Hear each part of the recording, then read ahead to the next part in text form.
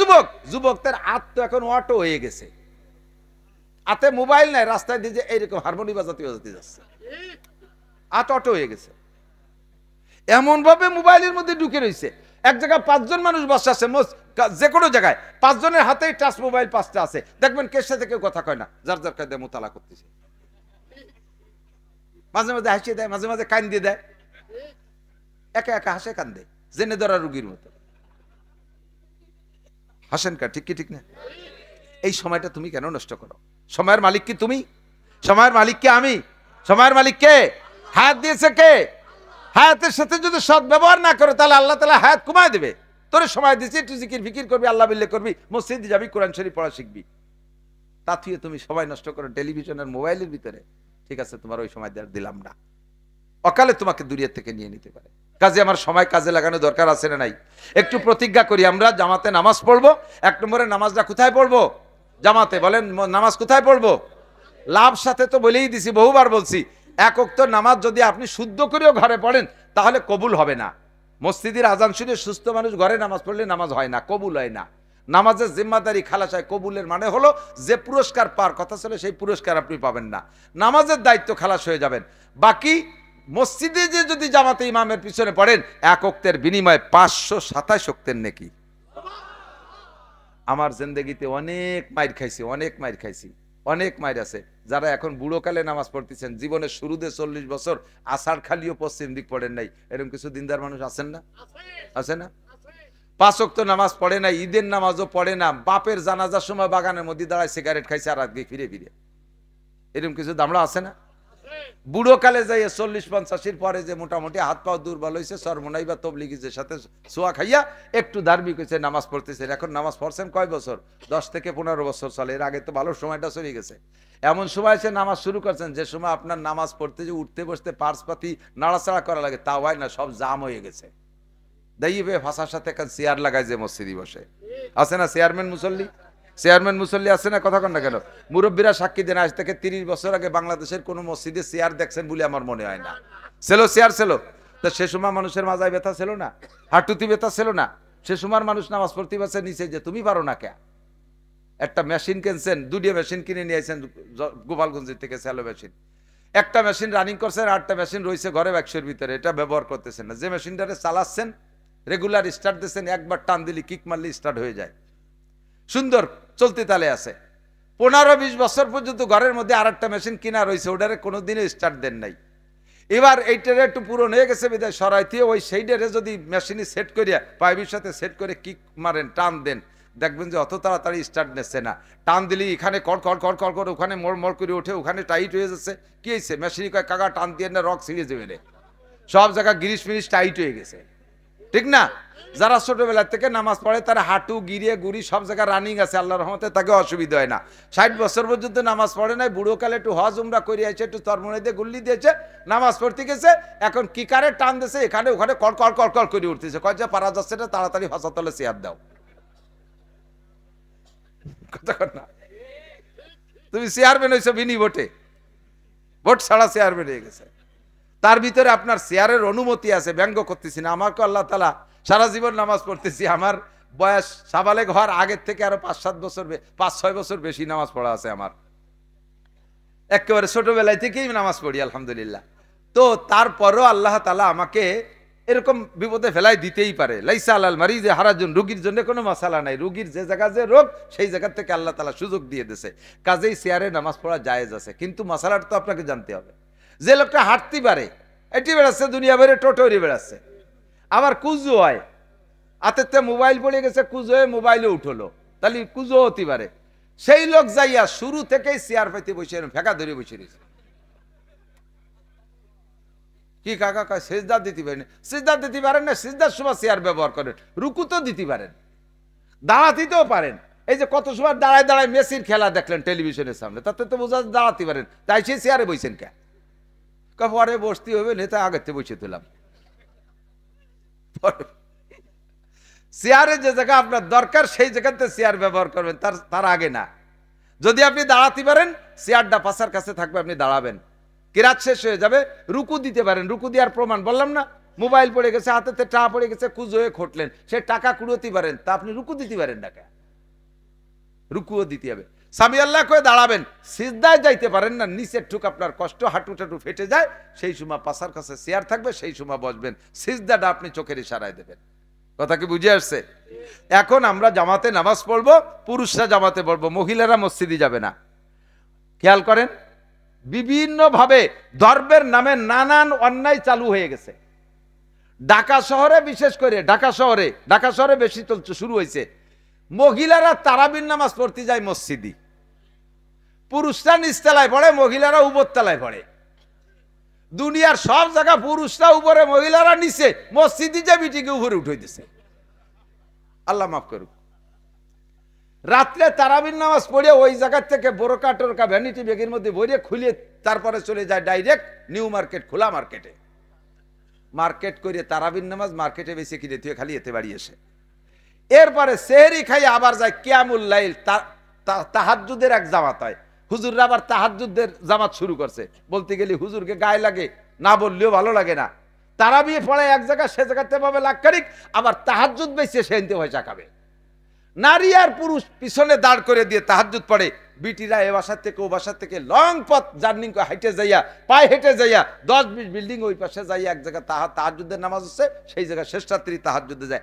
রাস্তায় যদি দো পাইয়ে গাঁজা খা, শিয়েলে হাইজাক করে নিয়ে যায়, তোমার তাহাজ্জুদ যাবে রে কোন জায়গায় দিয়ে?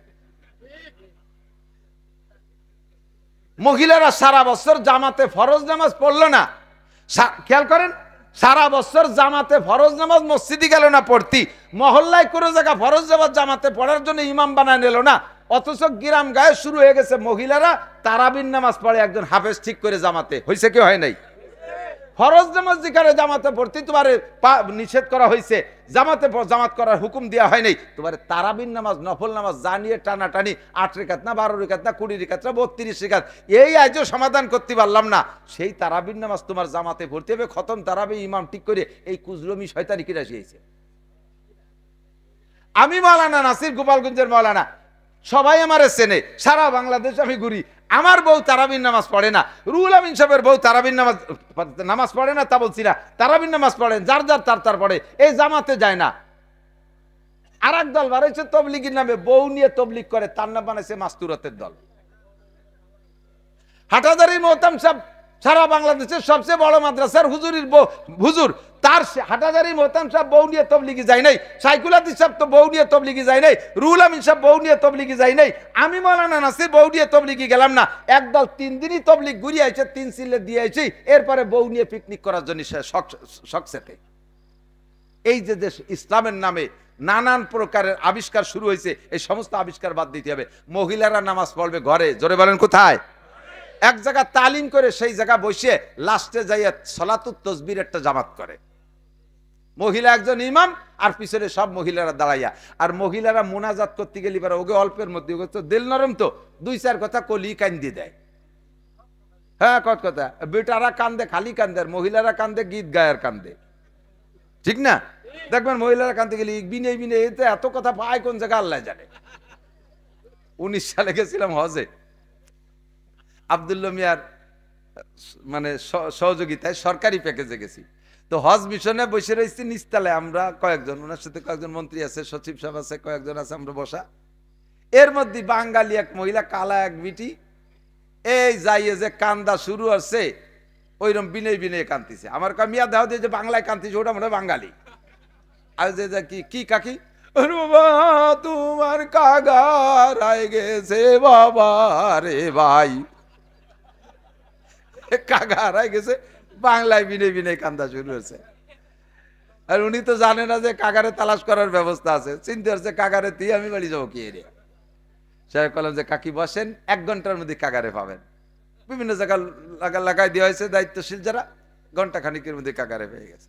মহিলার বেটারা কান্দে মোনাজাত, চোখের পানি আনতে 2 ঘন্টা পর্যন্ত বানানো লাগে, ঠিক না?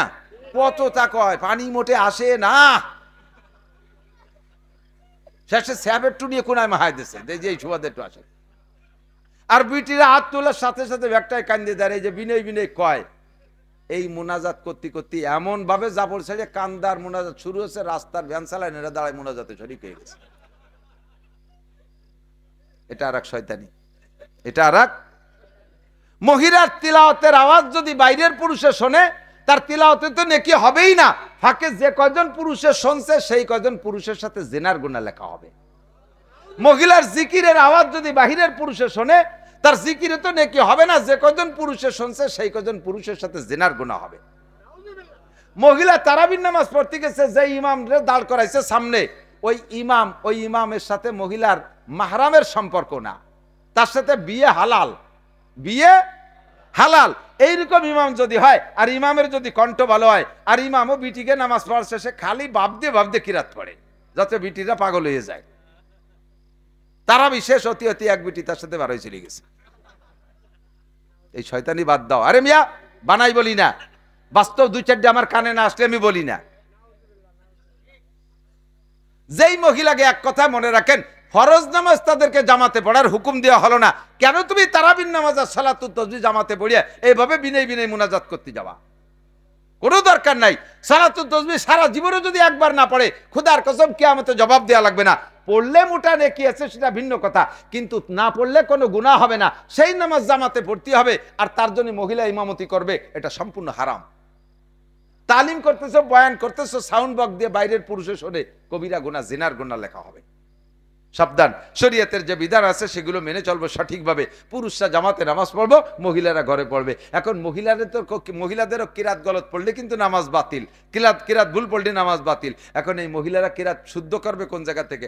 আগের মক্তবে যে পড়তো না, গ্রাম্য মক্তবে, ও জায়গা বসে কোনোদিনও কোরআন শরীফ শুদ্ধ হয় না, কোনোদিনও। আমি তো মক্তবের ড্রাইভারই করিয়ে আইছি। আমি এক মসজিদে ইমামতি হতাম, মহিলা একজন এসে আমার মুসল্লি একজন কাছে, ভাই ইমাম সাহেব, আমার মেয়েটা এই অমুক চাষির কাছে থেকে 3 খতম দেশে, তা কেমন পড়লো তুমি একটু শোনো, যদি ভালো হয় তো ভালো, না আলিভারা তুমি পড়াও।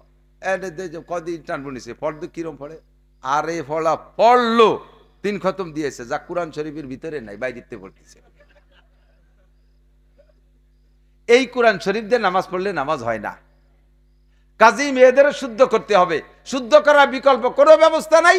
এদানিং এলাকায় মহিলা মাদ্রাসা হচ্ছে, এ জায়গা দিয়ে মেয়েদেরকে বাঁচান। আপনারা পুরুষরা বাইরে থেকে শিখে যে তাদেরকে শিখান। সময় কম কামাই বেশি, অল্প সময়ের ভিতরে বেশি ইনকামের ব্যবস্থা আল্লাহ পাক রেখেছেন আমাদের জন্য। এই রমজান মাস চলে গেছে, অল্প সময়ের ভিতরে মোটা ইনকাম। এখানে বসে যে কটা মাসালা শুনছি, এক একটা মাসালার বিনিময়ে 60 বছর নফল নামাজ ও নফল রোজার সওয়াব আল্লাহ তাআলা আমাদেরকে দান করেছেন। সামনে শুদ্ধ করে কিরাত পড়ার কি বলা হয়, কোরআন শরীফ শুদ্ধ করে পড়ার প্রতিজ্ঞা কি করা যেতে পারে? একটু মনের থেকে একটু হাত জাগানতে যে আমি পড়া শিখবই না, গতানুগতি করছে। কালকেই মক্তবে ভর্তি হতে হবে, কায়দা কিনে। রাজি আছেন ইনশাআল্লাহ? আল্লাহ কবুল করুক, বলেন আমিন। আপনি দোয়া কুনুত পড়ছেন, এদিক তাকান, কি পড়ছেন একটু? কেন পড়বেন না, কেন শিখবেন না? আমি বলি, দোয়া কুনুত পড়েন না নামাজে? ওয়ানাশকুরুকা বলেন, ওয়ালা নাকফুরুকা। আল্লাহ তোমার নিয়ামতের শুকর আদায় করি। এত নিয়ামত দেশের শুকর আর কার আদায় করবো? তোমার শুকর আদায় করি। ওয়ালা নাকফুরুকা, আল্লাহ জীবনেও কোনোদিন তোমার কুফরি করবো না, তোমার নাফরমানি করবো না। শুকরের বিপরীত হলো কুফর। আমার তোমরা নাশুকরি করবো না, তোমার কুফরি করবো না, এটা হলো দোয়া কুনুতের অঙ্গীকার। কিন্তু আপনি পড়ছেন কি জানেন? আপনি ওই যে টানটন জানেন না, ওয়ানাশকুরুকা, ওয়ালা নাকফুরুকা, ওয়ানাখলাউ, ওয়ানাত্রুকু, দমাদম মারিয়ে দিয়েছেন। আপনি কি পড়ছেন জানেন? আল্লাহ এতদিন শুকর আদায় করছে, সামনের থেকে অবশ্যই কুফরি করব, অবশ্যই নাফরমানি করব, আর শুকর আদায় করতে পারবো না। ওয়ালা নাকফুরুকা, লামে তাকিদ, পারবো না, আমি তাকিদ দিয়ে বলতেছি। ঈমান থাকবে, নামাজ না খালি ঈমান থাকবে। এত বড় বড় মায়ের খেয়ে বসে রয়েছেন, আল্লাহ তাআলা আমল করার তৌফিক দান করেন। হুজুর বলেন, মান আতানি ফাকাদ আতা আল্লাহ, ওয়া মান আসানি ফাকাদ আসাল্লাহ। যে আমার অনুসরণ করে সে আল্লাহর অনুসরণীতি যদি তেমন স্বচ্ছ হয়, তাহলে তুমি হবা আমার সাথে জান্নাতুল ফেরদাউসের বাসিন্দা। 4 নম্বরে আমার সামাজিক অবস্থা যেমন, তোমার সামাজিক অবস্থা তেমন হবে। আমি একজন সমাজপতি, আমার নবী কিন্তু সমাজপতি। কথা বলেন, আমার নবী সমাজের মাতুব্বার। বেইনসাফি কোনো বিচার নবী করেন নাই, উল্টো পাল্টা কোনো ঘুষ খায়া নবী বিচার করেন নাই। ও সমাজের মাতুব্বার, আমার দিক সমাজের মাতুব্বার যারা আছেন, যারা যতটুকের মাতুব্বারি করেন, আমার কানে আসে শুধু কোর্ট কাছারির বিচারকদের সম্পর্কে আমরা তাদের সম্পর্কে অপবাদ দেই, তারা ঘুষ খায় ভুল বিচার করে। আরে সমাজেও এক শ্রেণীর মাতুব্বার আছে, সালিশ করে, তারাও ঘুষ খায়া উল্টো পাল্টা বিচার করে, কি করে না? আছে না নাই? অপরাধীকে ঘুষ খাইয়া বাঁচাইয়া দেয়। এরকম ঘুষখোর যারা আছো, সাবধান হয়ে যাও। কুল্লুক, আল্লাহ নবী বলেন, আল্লাহ নবী সাল্লাল্লাহু আলাইহি ওয়াসাল্লাম বলেন, কুল্লুকুম রাঈন ওয়া কুল্লুকুম মাসউলুন আন রাইয়াতিহি। তোমরা সকলে রাখাল। রাই মানে রাখাল। রাখাল কাকে বলে? গরু, ছাগল, উট, দুম্বা, ভেড়া, ঘোড়া, গাধা যারা চড়ায় তাদেরকে রাখাল বলে। মালিকের রাখালের কাছে যে কয়টা পশু দিয়ে ঘাস খাওয়াইতে পাঠায়, সন্ধ্যাকালে বা সপ্তাহ শেষে বা দিনের শেষে সব কয়টা প্রাণীকে হিসাব নিয়ে নেয়, কয়টা দিছিলাম তোমার কাছে, সবগুলো আনছো কিনা হিসাব নেয় কি নেয় না? হিসাব নেয়। নবী পাক বলেন, কুল্লুকুম রাঈন, তোমরা সকলে রাখাল। যাকে যতটুকের রাখালির দায়িত্ব দেওয়া হয়েছে, কিয়ামতের ময়দানে আল্লাহ পাকের সামনে তাকে ততটুক রাখালির জবাব দেওয়া লাগবে। তোমার ফ্যামিলির সদস্য 7 জন, 7 জনের হিসাব দিয়ে যাও। তুমি মেম্বার, তুমি ওয়ার্ডের দায়িত্ব নেছো, নিজেকে নিজে যোগ্য মনে কইরা নিজে প্রার্থী সাজে তুমি দায়িত্ব নেছো। জনগণ তোমাকে ভোট দিয়েছে, তোমার এই ওয়ার্ডের জনগণের হিসাব দাও। কে খাইলো আর না খাইলো, কে পড়লো আর না পড়লো, কে মাল পাইলো আর না পাইলো। মেম্বার, তোমার বাড়ি যার রাস্তাটা পাকা বানায় এনেছো, ভোটারের বাড়ি যার রাস্তা কেন বানায় দাও নাই? ও মেম্বার, তোমার বাড়ি সুন্দর কারেন্ট নেছো, আলাদা পাওয়ার প্ল্যান্ট দিয়ে এনেছো, তোমার ভোটারের বাড়ি কেন দাও নাই? আরে তুমি তো নামাজ পড়েছো, তোমার ভোটাররা কেন নামাজ পড়ে নাই? তুমি তো এগুলো করেছো, ওগুলো করেছো নিজের জন্য, জনগণের জন্য কি করেছো জবাব দিয়ে যাও। চেয়ারম্যানকে ইউনিয়নের জবাব দেওয়া লাগবে, উপজেলা চেয়ারম্যানকে উপজেলার জবাব দেওয়া লাগবে, এমপি সাহেবকে পুরো সিটের জবাব দেওয়া লাগবে, আর মন্ত্রী মহোদয়কে মন্ত্রণালয়ের হিসাব দেওয়া লাগবে, প্রধানমন্ত্রীকে গোটা দেশের হিসাব আল্লাহর কাছে দেওয়া লাগবে। আমার বাবারা, ছেলে কি করে, মেয়ে কি করে খবর রাখেন না। রাস্তা দিয়ে ঈদের সময় দেখছি, গতকালকে গেছি ঢাকায় মাহফিলে, পদ্মার সরের উপর দিয়ে আরে কপাল কি পরিমাণ যে বুজুর্গারের দিন আল্লাহ বিল্লে করতেছে বসে বসে। দুইজন জায়গায় বসে বসে এক করে কবুতরের বাচ্চায় যেমন খাওয়ায় না, ওই এরকম কবুতরের আদার খাওয়ানোর মতো খাওয়াচ্ছে বসে বসে। আমি মনে হচ্ছে ওরা সুরভ হাতে মস্ক করতেছে। এই যে অর্ধ উলাঙ্গিনী আদা ল্যাংটি মহিলাগুলো, এরা কি আসমান থেকে ডাইরেক্ট প্যাকেটে নাজিল হয়েছে নাকি দুনিয়ার কোন আব্বার মেয়ে? কতক্ষণ? দুনিয়ার কোন আব্বার মেয়ে। ও আব্বা, তুমি মসজিদে বসে জিকির করো, মা তুমি ঘরে বোরকা পরে বসে আছো, তোমার অর্ধ উলাঙ্গিনী মেয়েটা রাস্তায়। নবী পাক বলেন, আমার পরিবারের মেয়েরা এমন চলাফেরা করে নাই, পরিবারটাকে আমার সাথে মিলাও। যদি আমার সাথে জান্নাতুল ফেরদাউসে ওই কোরআন তেলাওয়াতের মাহফিলে বইসা আল্লাহর হাতের ইফতারি খাইতে চাও, তাহলে পরিবারটাকে আমার সাথে মিলাও। 4 নম্বর। 5 নম্বরে তোমার অর্থনীতি আমার অর্থনীতির সাথে মিলাও। 4 নম্বর। 5 নম্বরে আমার রাজনীতির সাথে তোমার রাজনীতি মিলাও। আমরা গোপালগঞ্জের মানুষ 95% 5% রাখছে আলাদা, বিভিন্ন দলে থাকতে পারে, যেহেতু গণতন্ত্রের দেশ, স্বাধীনতার দেশ, এ দেশে যার যার রাজনীতি করার অধিকার আছে, আছে না নাই? বাংলাদেশের সবগুলোকে বাড়ায় আমলিগ বানাবো, এই দায়িত্ব এইটা যদি হতো তাতে রাজনীতি থাকে না। সবাই আমলিগ হবে না, সবাই বিএনপি হবে না, যার খুশি সে হবে। তো যেহেতু আমাদের বঙ্গবন্ধুর গোপালগঞ্জ, আমাদের প্রধানমন্ত্রীর গোপালগঞ্জ, কাজে সেই সুবাদে এ জায়গায় 95% মানুষ আমলিগ করবে, এটাই স্বাভাবিক। 5% এদিক ওদিক থাকতে পারে। তবে আমলিগ করব, আমলিগরে এমনভাবে করব না যে আমলিগ করতে গেলে আমার আখেরাত নষ্ট হয়। কথা কয় না? আমলিগ করব, তবে আমার ইমান বিক্রি করে আমলিগ করব। কথা কয় না কেন? আমার যেই আমলিগের কারণে আমার নবী অখুশি হয়, ওই আমলিগ আমি করি না। যে আমলিগের কারণে আমার আল্লাহ অখুশি হয়, ওই আমলিগ আমি করতে রাজি না। আমলিগ অতক্ষণ করব যতক্ষণ পর্যন্ত আমার আমলিগ করাকে আমার নবী সমর্থন করে, অতক্ষণ করব। আস্তে কলো, বেঈমান হয়ে যাইতে রাজি আছেন নাকি?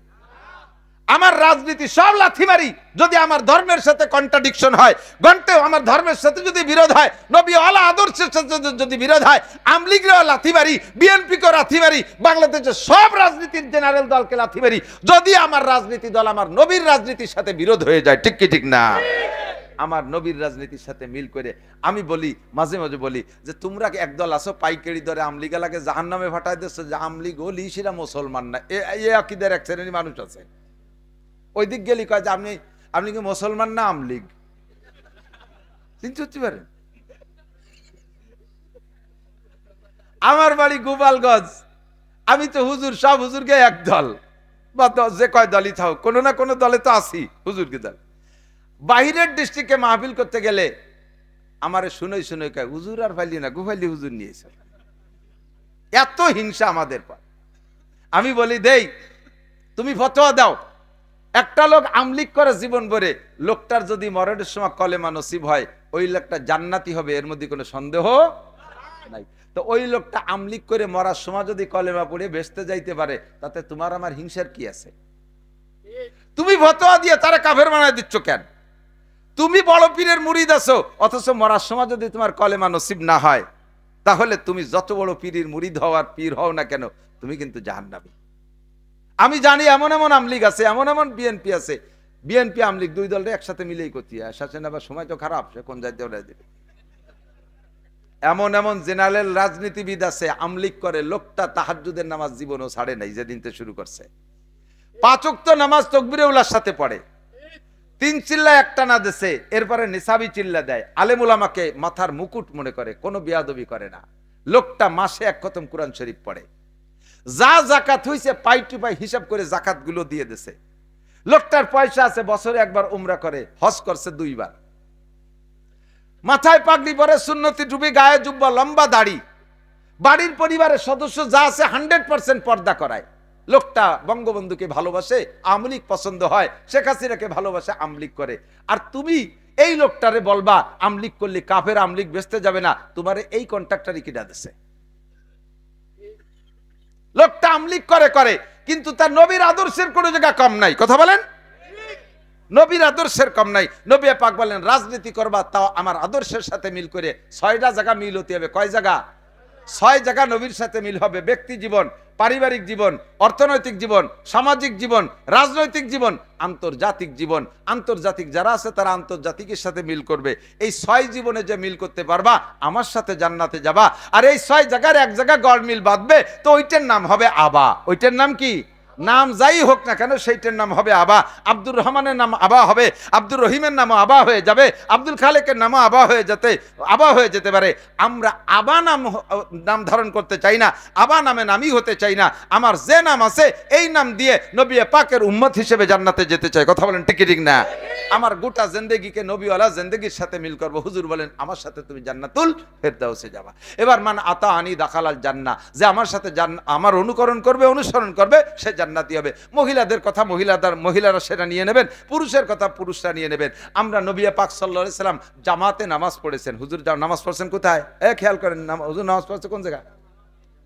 জামাতে। যেদিন থেকে নামাজের হুকুম হয়েছে, নামাজের সাথে একটা আয়াত আসছে, ওয়ারকাউ মা'আর রাকিঈন।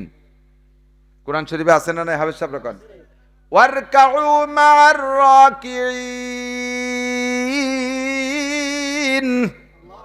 রুকুকারীদের সাথে রুকু করো। হুকুম কার? আল্লাহ।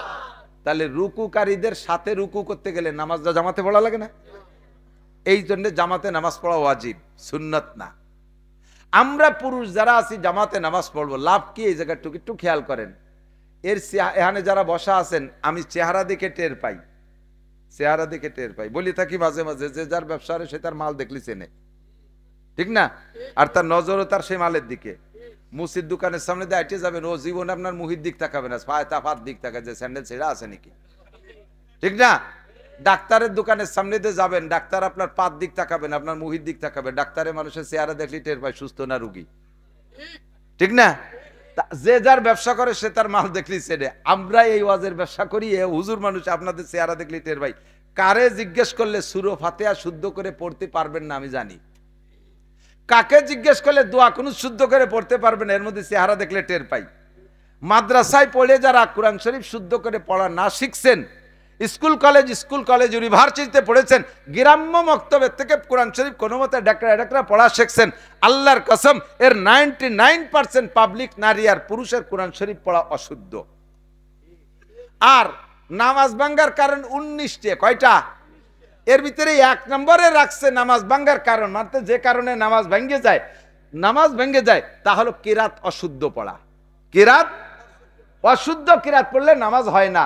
একটু বুঝতে হবে, প্রাণ খুলে একটু কান খাড়া করে শুনতে হবে এবং গুরুত্বের সাথে শুনতে হবে। খেয়াল করেন, নামাজ ভেঙ্গে যাওয়ার মানে নামাজ হলো না। হলো না কি মানে? একটা লোক নামাজ টোটালি যদি না পড়ে, টোটাল যদি না পড়ে, ঈশার নামাজ না পড়ে, তাহলে তারও যে শাস্তি, আপনি নামাজ পড়ছেন ভুল কিরাত দিয়ে, তারও সেই শাস্তি। 40 বছর নামাজ পড়ছেন ভুল কিরাত দিয়ে, একটা লোক 40 বছর নামাজ না পড়েও যেই দোজকে যাবে এবং যে পরিমাণ সাজা খাটবে, আপনি 40 বছর নামাজ পড়ার পরও সেই দোজকেই যাবেন এবং একই পরিমাণ জাহান্নামে খাটবেন।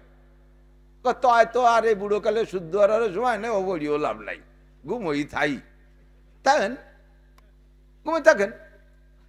আমি আপনার অত নিয়ারা হতে পারবো না। না কাকা আর ওরকম ছাড়িয়ে দিয়েন না, যা পারেন ভরেন, ও করতে পারবো না আমি। ওই যদি বলি তাহলে আমার ভাষার চামড়া থাকবে না। আল্লাহ কয় তোমার এই দায়িত্ব নীতি কইছে কে? তাহলে এই তোমার কথা শুনে যেগুলো অলসতা করে কোরআন শরীফ শুদ্ধ করলো না, অশুদ্ধ কিরাত দিয়ে নামাজ পড়ছে, সবগুলো ভুলের গুনাহ তোর গাড়ে উঠছে, আমি ছাড় দিতে পারবো না। আল্লাহর কসম, খেয়াল করতে হবে, আল্লাহর কসম, যারা অশুদ্ধ কিরাতে নামাজ পড়েন, খুদার কসম তাদের নামাজ হচ্ছে না, হচ্ছে না, হচ্ছে না, হচ্ছে না। তসবিহ ধরে 1 কোটি বার বলবো হচ্ছে না। নামাজ না পড়লে আপনি না পড়তে পারেন, আমার কিচ্ছু আসে যায় না। এখন এই কথার পর যদি আপনি ছেড়ে দিতে চান দিতে পারেন, কিন্তু এই কথার পর ছেড়ে দিলে তো আপনি বেঈমান হয়ে গেলেন। আপনাকে এই কথার পর দায়িত্ব নেওয়া দরকার কি? তাহলে মরণের আগে শুদ্ধ করে কোরআন শরীফ পড়া শিখবই। প্রতিজ্ঞাটা এভাবে করেন, প্রতিজ্ঞাটা এদিক নিয়ে আসুন, ওদিক নেন কে না, যা ভরি তা যদি না হয় তো হুজুর ভরি বেড়েগ্য পড়বানি আমরা, হুজুররা দুলাই তুমি দেখাইও। আপনাকে যদি বাঁচতে হয় তাহলে শুদ্ধ করে কিরাত পড়তে হবে। আমার কাছে ছোট্ট একটা অপশন আছে, সেইটা বলবো। 2টা অপশন। একটা হলো, আমরা হানাফি মাযহাবের লোক যারা, আমাদের মাসালা হলো যার নামাজে ইমাম আছে, ইমামের কিরাতি তার কিরাত, মুসল্লিকে কিরাত পড়া লাগে না, সূরা ফাতিহা পড়া লাগবে না ইমামের পিছনে। কাজেই আমার কিরাত যদি অশুদ্ধ হয়, আমি জামাতে নামাজ পড়লে কিরাতের বিপদ দেখতে পাইছি গেলাম, ইমামের কিরাত আমার পড়া লাগলো না। সুবিধাটা হয়েছে কিনা কথা বলে।